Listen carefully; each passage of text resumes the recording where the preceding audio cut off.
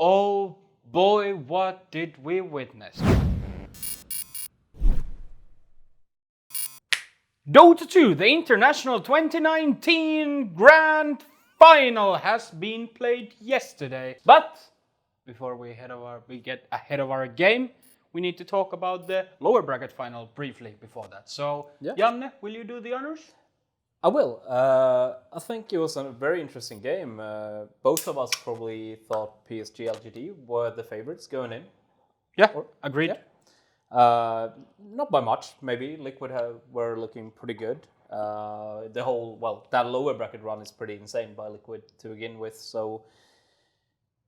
But we got to see Liquid take yet another step and beat the Chinese favorites.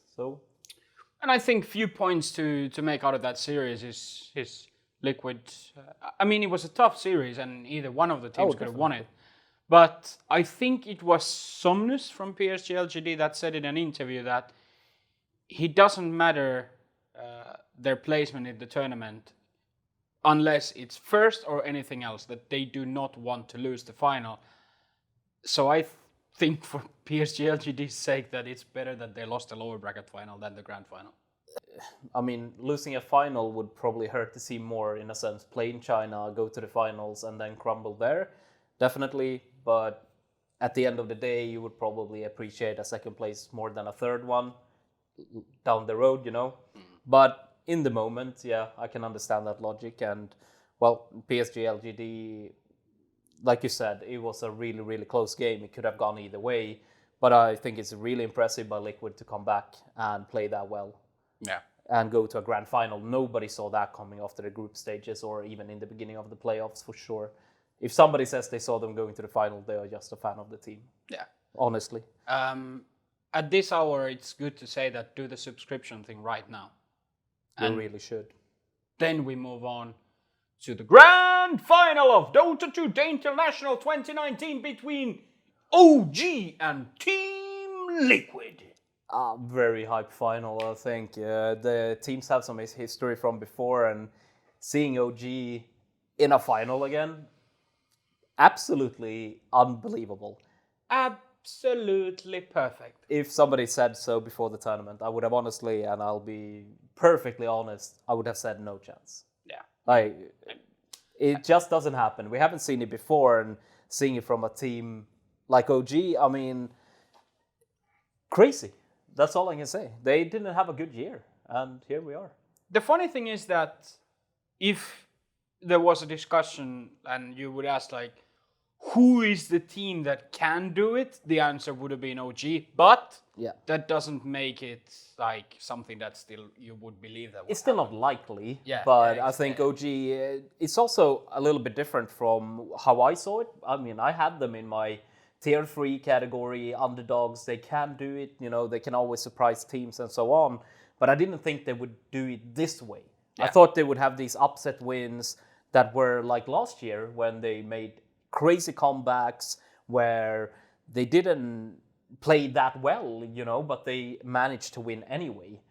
And we saw an OG that's completely different from that.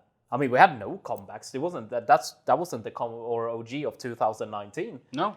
The OG of 2019 in this TI, they were a dominant team.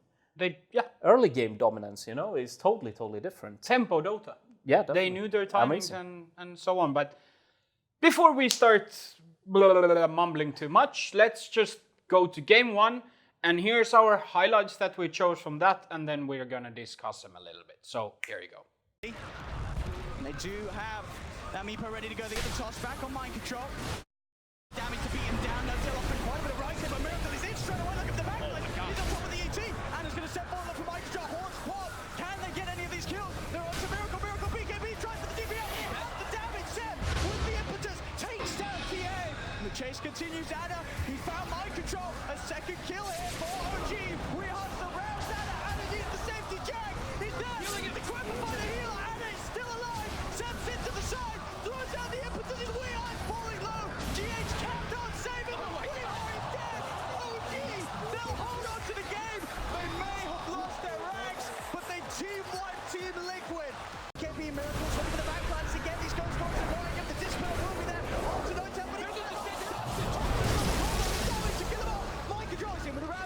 Liquid trying their best to come on top of Seb. Gushes out. Can they even kill off the Enchilo? They're trying their best on the high ground adder. He had to nullify the damage output into the, again, this single target from Liquid. If they get it going, they can still kill the cause of OG, even the big old Spectre. As Liquid will hold is 3 buybacks they have to use. Low in terms of the penitence, he's still alive at the back of this final buyback himself. Is his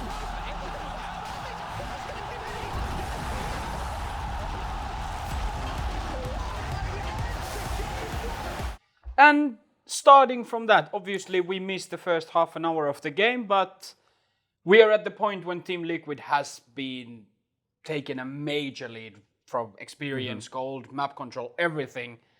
And then OG starts a comeback. Yeah, it was crazy dominance. Also, I think it's fun that we got to see the Meepo pick. Liquid's been rolling with that quite a lot in the playoffs, I think. And they actually won every game they played it. So that says a lot. I think this is something we discussed early on, actually, when Matumba Man was replaced with Weeha.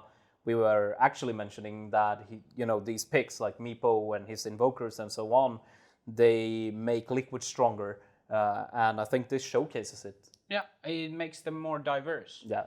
And then obviously, in the second clip, there was that 47-minute mark. Liquid just cleans up OG and then forces high ground and GG at the end of the day. I think game 1. It was an amazing game to start the grand finals with. Sure. Super exciting game, and it went from being totally one-sided to a comeback to a re-comeback. It was everything. It was a re-comeback. It went really, really fast. Yeah.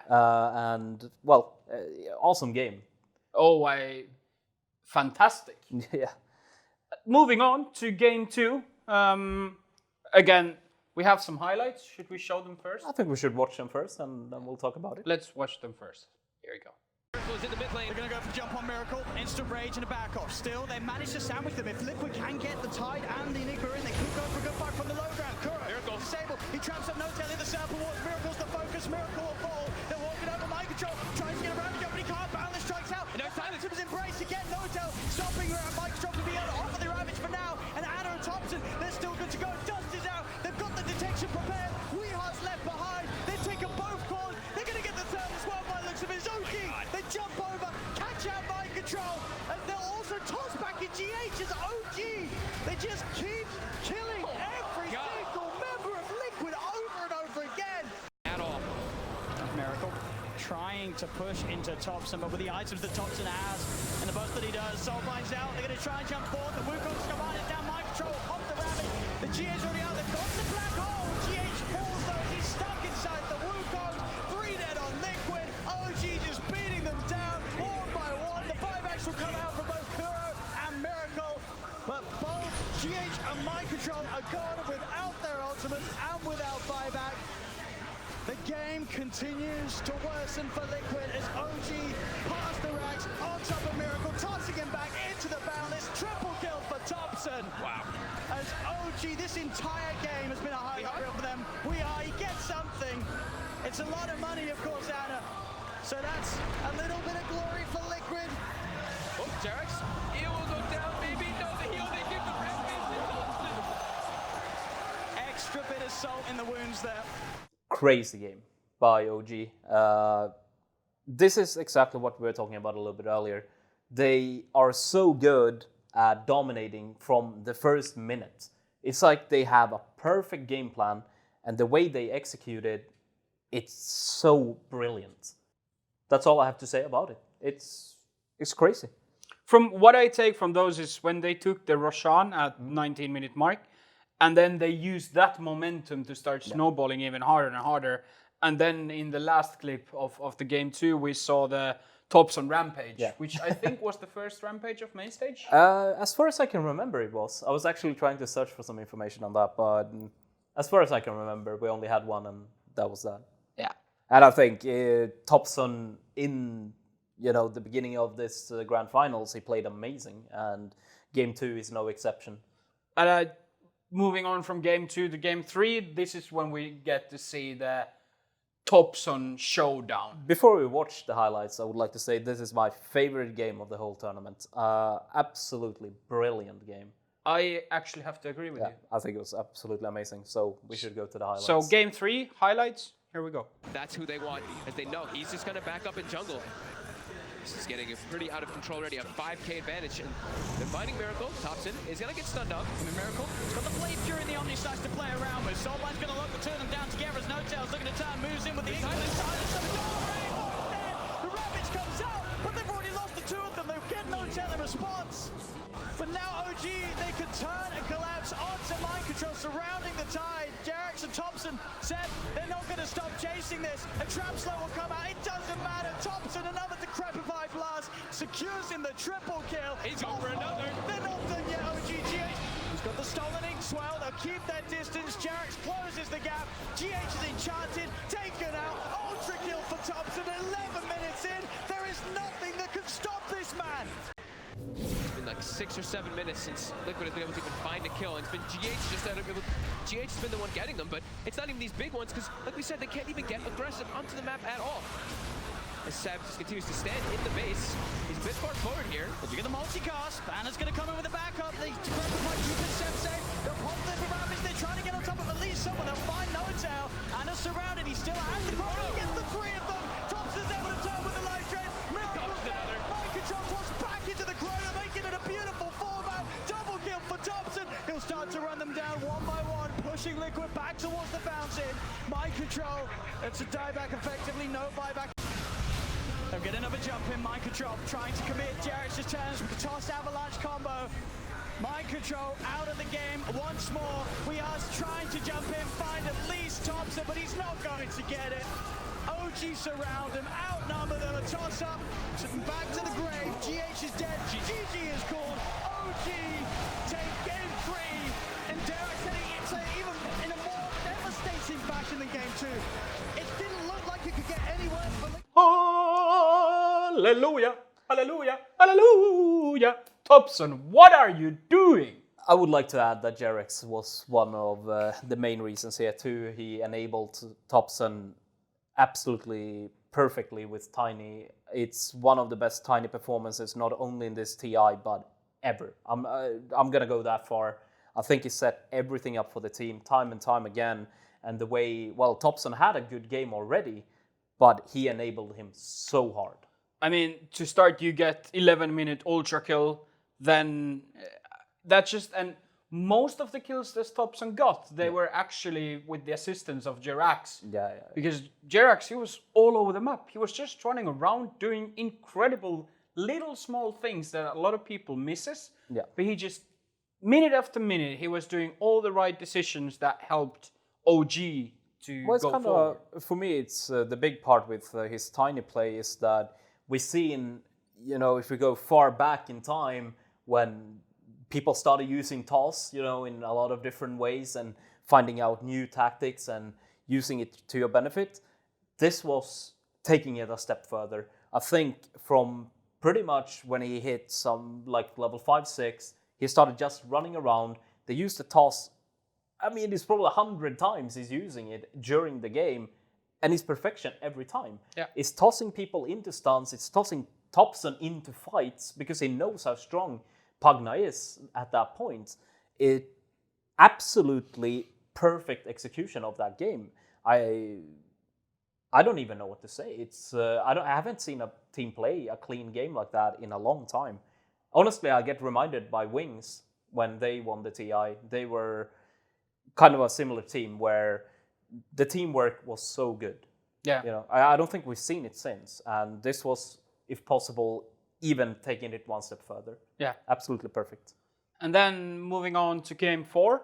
Again, I think it's easier just to show the highlights first. Sure. It's pretty fun that we got to see the IO finally. So I mean, let's have a look. yeah, just roll the tape. Gyro. There's going to be an MKB finish now for Weehaw, so his damage is going to be very high as Sam's getting slowed down. He's got pretty available, but he's getting burst. I mean, they're bringing him low. He's got the shield. Now they'll be able to turn. Cooldown's dropped down by Thompson. And here we have it. Miracle. His mana's gone. He's able to pop the stick, get him a fair bit of it back, and he's able to head back in, pushing OG. Back behind the racks. They're getting a good amount of damage onto this tier 3 tower. They quit, they push on. On Io, that Spirit Hero damage is there now. But they're going to join the fray finally. There we have it, Miracle's mana. It's pretty much entirely gone. By Thompson's spoken a little more GH. But he can't get out, there's no mana. GH, he's dead, and now OG, they have that numbers advantage for this defense. They'll try and change the board. Thompson, one run, brings Miracle down. There's the Shackle turnaround. They're looking for Jarek. Jarek's backing away. Thompson focusing Miracle. Miracle's still out of mana because of this diffusion. Jarek, he's able to cover. The GA is out. We all will fall though. The magic damage is there for Thompson. Miracle's trying to run. Another stick charge pop, but Jarek could shut him off. In fact, Jarek, he's ready to try and look for more potentially. There's only the once. Thompson, he's on top of Kuro. Another cooldown there. The toss back into the combo. Jarek, they're all getting picked apart as mind control falls. Miracle is surrounded, and they're all able to get this as well. OG, they will hold. And they're even taunting. They toss him to the dragon. On the side of Liquid right now, it's just not there. And OG's ready to go back. And again, Jarek's in with a round around the combo. Down onto mind control. The cooldown's there. Liquid has to back off. Again, mind control's mana pretty much got. He's able to pop the stick. Get the GA off at least. Can they fight for the duration of it though? They're getting towards Seb. Heals a pop. Sends back pretty much under full. Jarek's in with another combo. Onto We are stunned up. We are set. Miracle's the new focus. The missile followed through. OG pushing Liquid back to the base. Mind control out of mana. Thompson with his diffuser blade. Picking them apart. Roll forward for GA%. Cuts him down. Double kill. They're pushing on OG. Liquid getting forced back to the base as Liquid have nothing. They have nothing to offer folks. They're just giving, look at this, they're driving Fountain and TI finals. They want Kuroki in the Fountain as well. They're going to get him, they're chasing Miracle as well. Oh my god. I can't believe this. I can't believe what we're seeing in this game for OG. You thought you saw it all in game 2. You thought you saw it all in game 3. There it is. Goal. OG. Two-time TI champions. They've done it, folks. And in what a fashion. There's not much to say, huh? I just That is actually a replay of when me and you were watching the game, because I didn't have anything to say. It was just... no, I remember like the moment when the game ended. I felt kind of lost. Same. It's 10 days. We stayed in the room. We watched every single game. It's a roller coaster of emotions. Not like just as a viewer, like seeing all that. Then obviously me, cheering for my hometown boys, Thompson and Jerax with OG, being an OTEL fan, seeing them win it again, and just it's so weird that as a viewer you feel so lost. I think it goes hand in hand with how the game played out, because it was kind of anticlimactic there when... It's the same again, when OG plays Io, when they hit the mark, when he gets his Aghanim Scepter, it just takes off. And there's nothing to be done about it. And I felt empty after the game, because it was bad. I couldn't even explain what happened. It was absolutely amazing. The execution is perfect. But it's like, how did it even happen? Because the game was super close. At a 20-minute mark, it was close. And then Aghanim Scepter, and 2 minutes later, stand in the fountain and farm kills. The thing is, when they pushed high ground, which is seen in the last clip that we showed, like the team fight, everything, it's fantastic Dota, but at the same time, you kind of realize that it's over. Yeah. When, I think it was Kuroki was the only one live when they called GG. And you know that there's nothing, there's not a single thing that could happen that could shift the game for Liquid. But when you realize that and call the GG, it's emptiness, kind of. Just look at the team fight that happened. They couldn't even get OG's players under like 80% HP. It's impossible. This strategy is insanity. And it's also very interesting because other teams have played the IO, like Secret played IO the day before, I think. And it just doesn't work the same way. I mean, sure, they played well with it, but it wasn't like this. Yeah. OG it's perfection.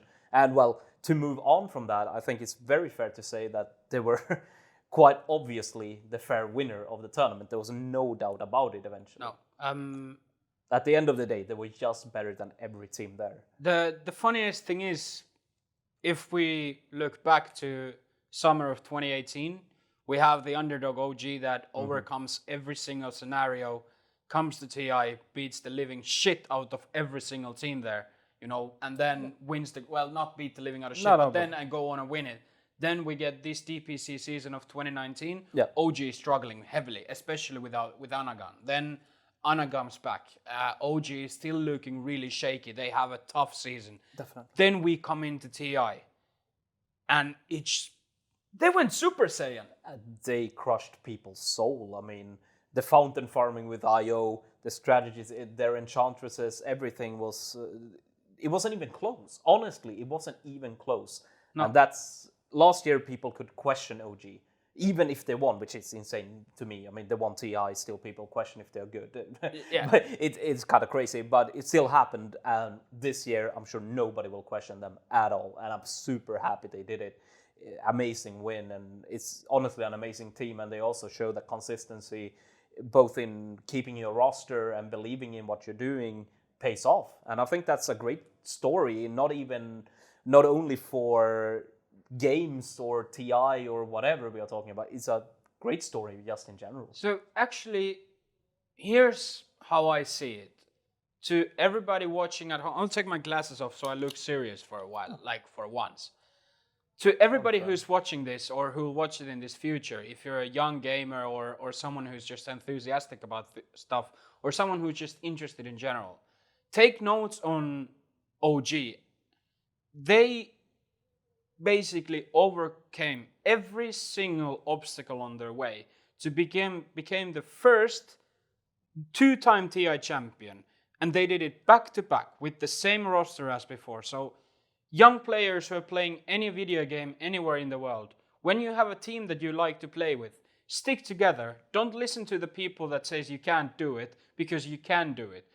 There is a chance for every single one of you to overcome all these odds and become the champion. So the story of OG is perfect way to kind of reflect to everything in life. It sounds like a lot, but I think it's true. And I really hope, and this is my one more documentary, please. The last one was so good. And well, I'm looking forward to True Side as well, because I want to see, the talk behind this, how it happened. Right now we have mostly a few interviews. We have the games obviously showing how dominant they were, but I want to see more, because this is unbelievable. And I'm so happy for them. So Red Bull Esports, we need more documentaries. Just shout out to you guys. I think it's time for us to wrap up our TI. I think it is, and I'm already looking forward to the next one. Oh, Stockholm, we are coming for you. We are definitely coming, Stockholm. So thank you, everybody. This has been a lot of fun. Yeah.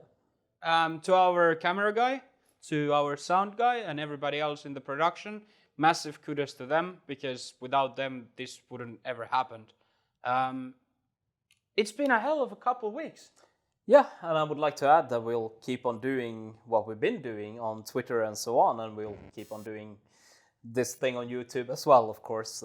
Not daily, sadly, but TI is TI, and as I said, Twitter as well. Follow us, because there's more things upcoming. Right now we have the Starladder Berlin Major, CSGO. We like that too, so... Time's ticking and we gotta go, so thank you very much. Stick with us in the future, and I hope to see you again. Yep. See ya. See ya.